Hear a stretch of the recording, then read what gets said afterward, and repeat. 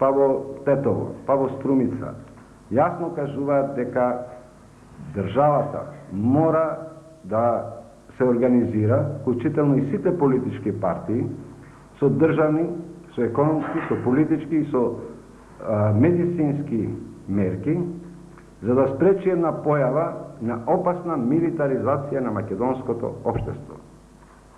Таа милитаризација веќе носи жртви. Тие не се жртви од војната, тоа се наши жртви. Во Виница наши луѓе се тепаа. И имаме жртва. Во Струмица исто така. Имаме масовни убиства, самоубиства, тепачки во целата држава. Особено сега, во предизборниот процес, тоа делува крајно загрижувачко и депримирачко. Влегуваме во систем на анархија. Тоа има далекосежни последици не само на духот, него и на целата структура, на целата држава.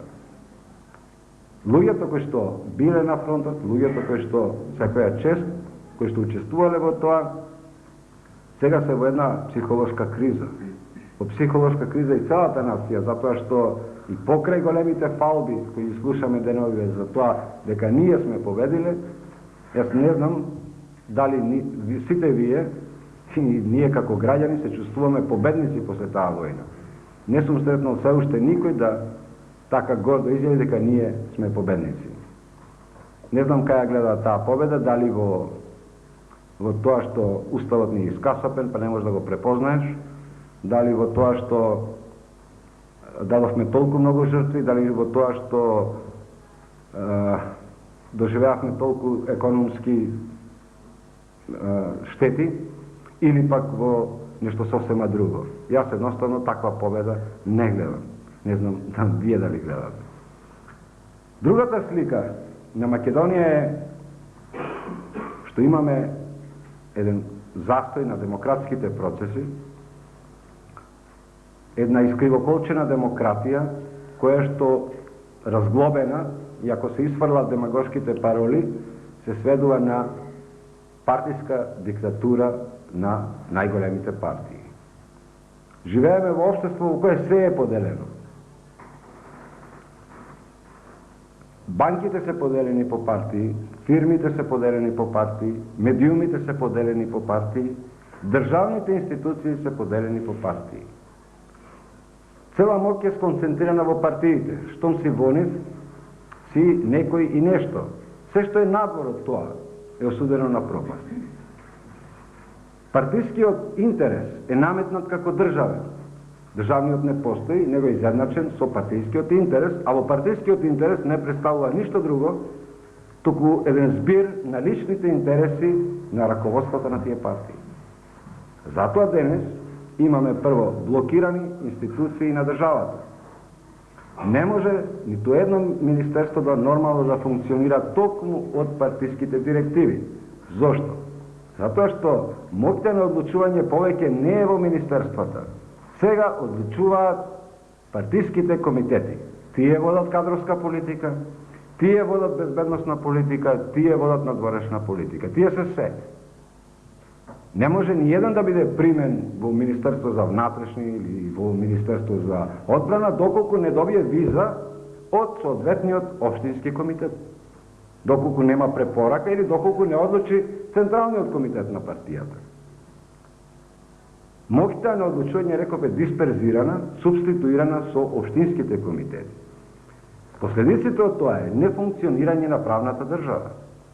Затоа денес се соочуваме со највисок степен на корупција на сите државни органи. Затоа денес се соочуваме со саботажа во кадровската политика во сите сегменти на животот.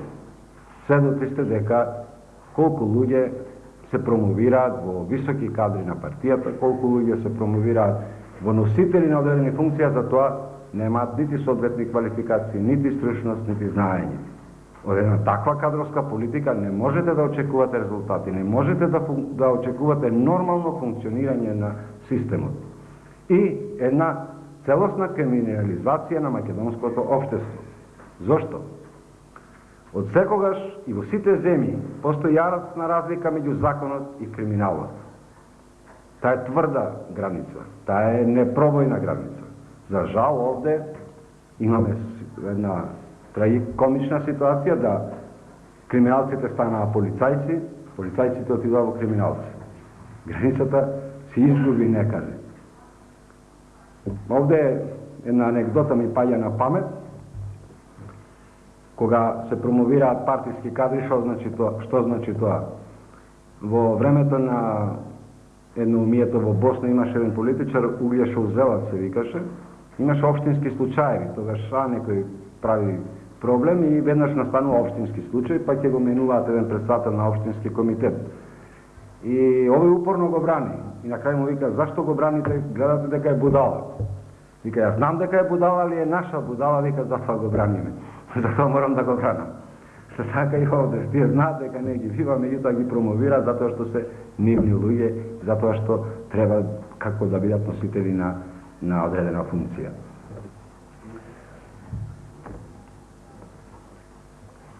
Следната слика е, за жал, економската состојба во државата. Факт е, и денови ве гледате, имаме еден фестивал на бројки, на статистики, едни кажуваат едно, други кажуваат друго, едни се појавуваат во едни вестници, други во други, така да морате двата да ги купувате за да добиете комплетна слика што всушност се случува. Макар што сите тие бројки, сите тие статистики за пораст на GDP-то, за просечен личен доход, за инфлацијата, сите тие паѓаат во вода пред голиот факт дека сме сиромашна држава на дното на Европа. Не треба никакви посебни статистики, не треба никакви посебни докази, доволно е да погледнеме околу себе. Доволно е да ги погледнеме како живеат луѓето, со што живеат и колку луѓе чекаат работа. Сликата е едноставна, таа се факти нивни, прифатени. Имаме национален доход нешто повеќе од $1000. Со тој национален доход по глава на жител, ние сме заедно со Албанија, најдолу на Европа. Имаме 400.000 невработени луѓе. Имаме над 80.000 семејства што примаат социјална помош. И што е најтрагично, и оние што не примаат, се социјално загрозени. Не примаат луѓе кои што имаат 5.000 денари, да речеме, доход, и со кој да се споредиме? Со било која држава во светот, тој не може да биде, не може да не биде социјален случај дури со тие 5 или 10.000 денари. Ако погледнеме реално, не само примањата, туку и квалитетот на животот, ќе видиме дека наспроти уставната определба дека Македонија е социјална држава, ние влегуваме во зоната на стануваме социјален случај целата држава. Дури според званичните статистики 56% од населението се смета за сиромашно, али тоа е според наши критериуми. Кога би се примениле европски или светски критериуми, разверувам дека тој број веројатно ќе биде многу поголем. Ние сме држава исто така во која покрај сите овие работи спроведовме и денационализација, спроведовме и приватизација, спроведовме и неколку се продадоа најкрупните фирми и одредени показатели на вистина се доста високи. Од влезот на странски капитал, од тоа колку фирми се продадени и така натаму. И тука доаѓаме до една клучно прашање. Ако е така, од каде тогаш сиромаштија? Од една страна имаме пораст на девизните резерви, влез на капитал, имаме приватизацијата е успешно спроведена, а од друга страна имаме 56%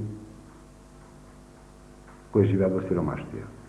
Што е тоа што се случува? Кај едноставно прашањето е просто и само се наметнува. Каде се парите? Затоа што ако влезеле толку пари, а од друга страна имате сиромаштија, од друга страна имате пат на производството, немате инвестиции, каде се парите? Мислам дека тој одговор веројатно ќе треба повеќе да се елаборира, но во друга прилика, и не е предмет нити на политичка партија, туку предмет на интерес на судските, на државните, на полициските, на обвинителството и така натаму.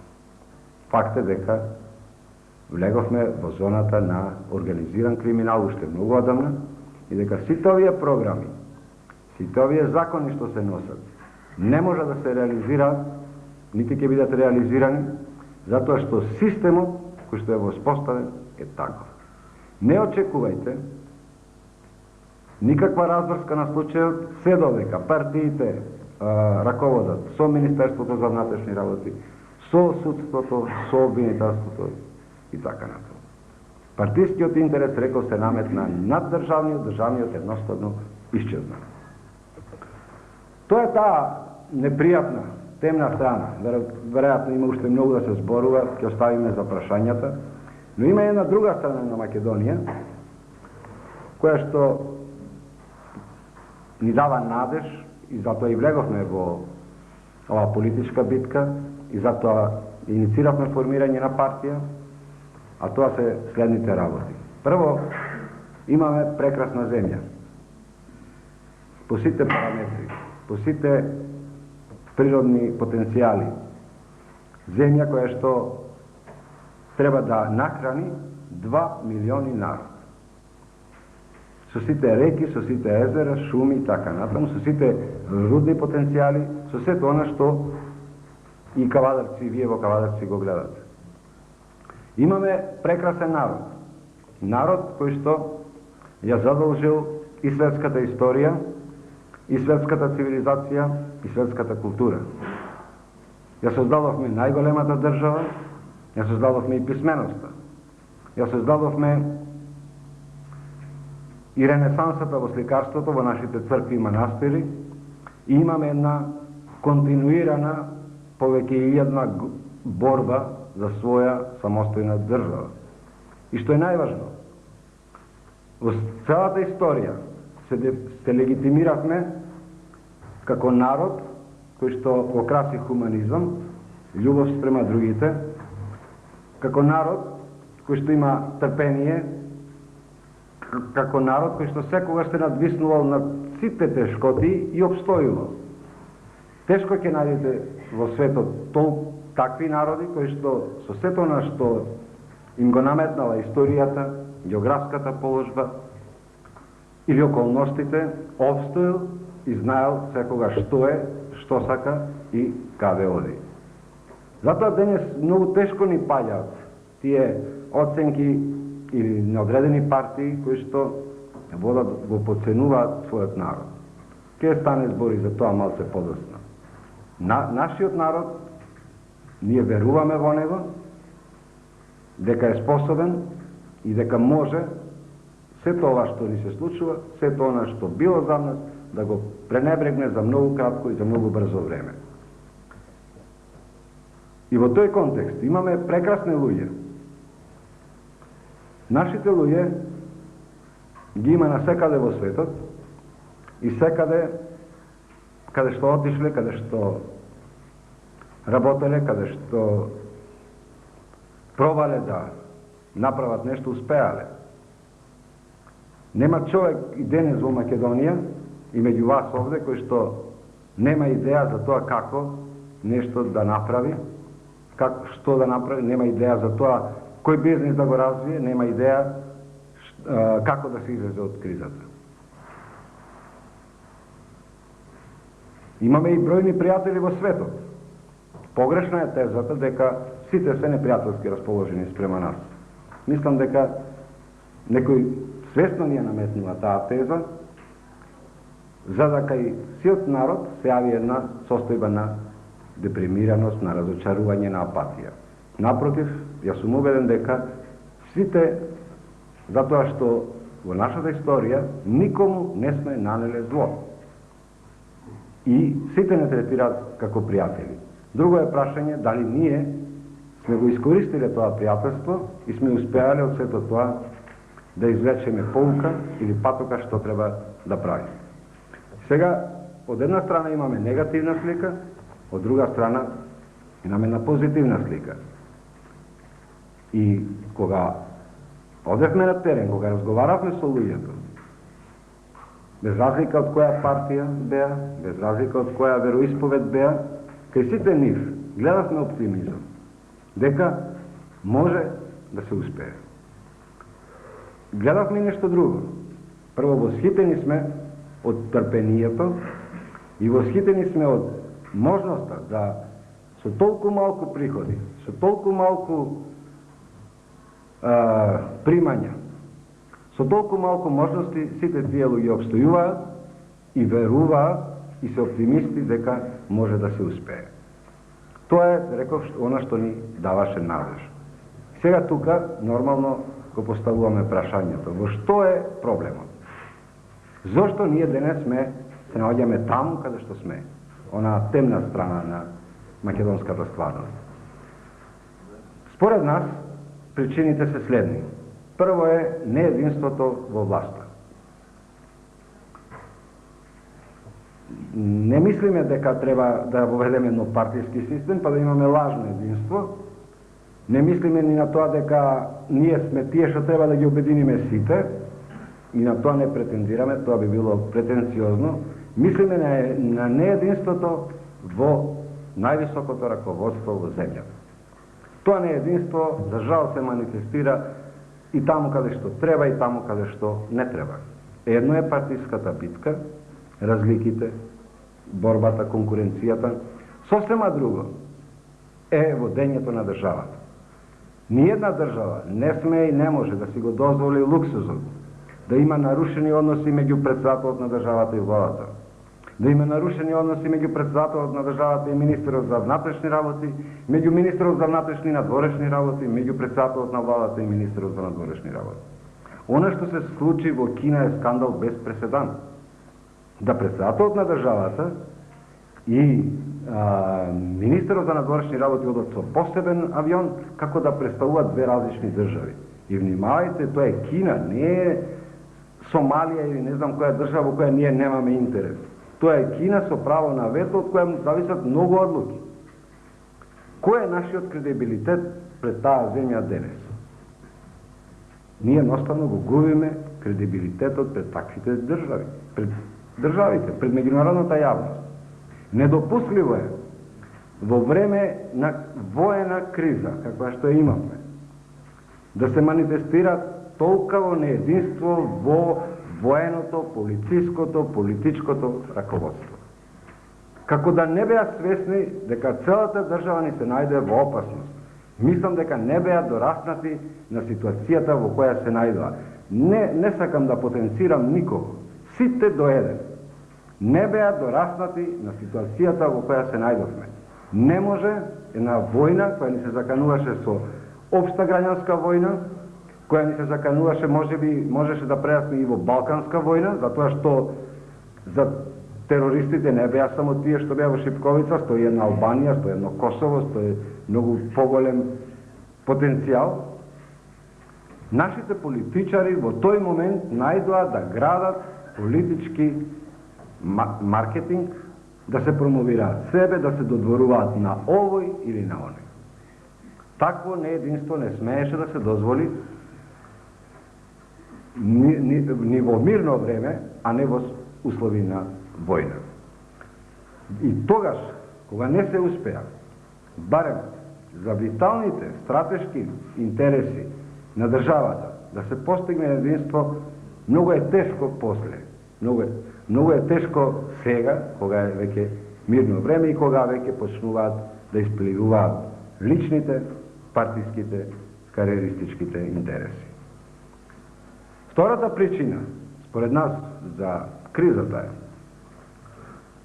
е омразата, која што, односно начинот на кој действуваат постоечките политички партии во Македонија во сите овие 10 години.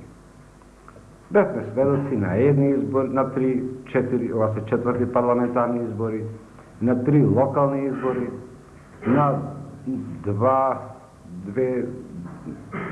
точно председателски избори. И на сите нив една заедничка константа се влечи цело време. Тоа е анимозитетот што е создаден меѓу постоечките политички партии. Анимозитет кој што на многу места се манифестира како омраза. Омразата или ривалитетот меѓу партиските раководства се пренесува до општинските комитети, се пренесува до луѓето, до последните фамилии. Таа омраза се манифестира секојдневно на начин кој што е самоубиствен за една држава. Зошто? Затоа што во едни такви околности, во околности кога со Македонија владее партија која не може да обезбеди повеќе од 300.000 луѓе како потенцијал, како капацитет, не може ефективно да оствари својата програма. Бидејќи ние сме народ од 2 милиони, а владата, водечката партија, владее со потенцијал од 300 до 400.000 луѓе. А од друга страна, како опозиција има исто толков број. Заборавете ги имињата, кои се, што се. И во услови на постоење на омраза, меѓу тие два пола, меѓу тие два субјекти или три субјекти, нити една политичка програма не може да успее. Нека биде тоа напишено од Меѓународниот монетарен фонд, нека биде од Европската унија, не може да успее. Затоа што наметнат е систем каде што предлозите од една партија, од другата се дочекуваат на нож, се отфрлат како невалидни или непостоечки или нетранспарентни. Предлозите обратно од другата партија на ист таков начин се дочекуваат. Се ништат личности, се критикува се и се што и тогаш кога треба и кога не треба. Се уште не сме слушнале една опозициона партија, барем еден чекор на владата да поздрави како позитивен. Или обратно, да владата, без разлика, која била коалициона, поздрави барем еден чекор на опозицијата. И не можеме во таква едно милје, во една таква околности, да очекуваме прогрес и просперитет. Третата причина, според нас, е во врска со претходната, начинот на практицирање на власта на постоечките политички партии. Борбата за власт во Македонија се претвори во гладиаторска борба. Веќе се уште сме во предизборен период, формално предизборната кампања не е почната, а веќе од јуни наваму се случуваат инцидент за инцидент. Сето тоа ние го примаме со загриженост, не за нас. Го примаме со голема доза на загриженост за државата. Нема капацитет Македонија да може да издржи толкаво количество на инциденти. Нема капацитет демократијата во Македонија да може да обстои со еден таков насилнички, со еден таков агресивен настап од било кого. Не е во прашање победата на овој или на оној, во прашање е што после. Секој едно насилство остава лузни, остава состојби кои што подоцна ќе се рефлектираат врз целокупната популација, врз целокупниот народ. И на крај, четвртата причина според нас е што во Република Македонија не се роди нов политички субјект, поинаков од другите, кој што прво ќе ги слушне, ќе ги прифати, ќе ги обмисли и ќе се обиде да ги реализира идеите на народот. Македонската политичка сцена е идентична со, да речеме, 91 година. Во суштина. Зошто? Затоа што принципите на владење не се променети нити за јота. Фактички и промената на власта што беше 98 година, која анализираме без да мислиме кој владееше, што владееше и како владееше, се сведе на персонална смена, а не на квалитативна смена. Се сменија само актерите, но не и принципите